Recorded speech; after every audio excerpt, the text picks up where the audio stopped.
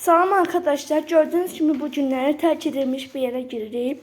Gördüğünüz gibi bura tam aydın göstərirəm sizə, baxın. Bura əvvəllər deyəsən paltancomanya olmuşdu. Və çox pis iyi gəlir də buradan.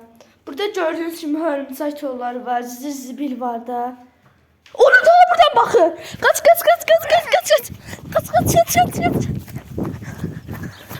Bax arkadaşlar, yalan danışmıram.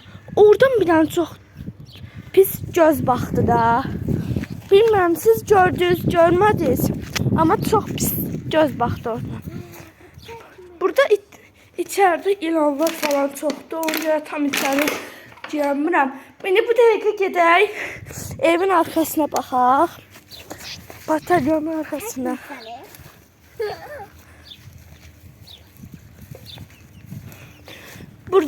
Burada gördüğünüz gibi evin arkasıdır.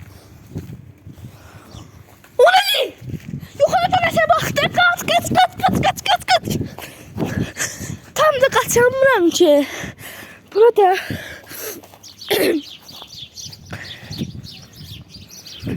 gördüğünüz gibi belirli çok korkulu bir evdir. Ben izleyicilerim için her şeyle bir tane bu kanala abone olup like atmayı unutmayın. Sağ olun, görüşene kadar.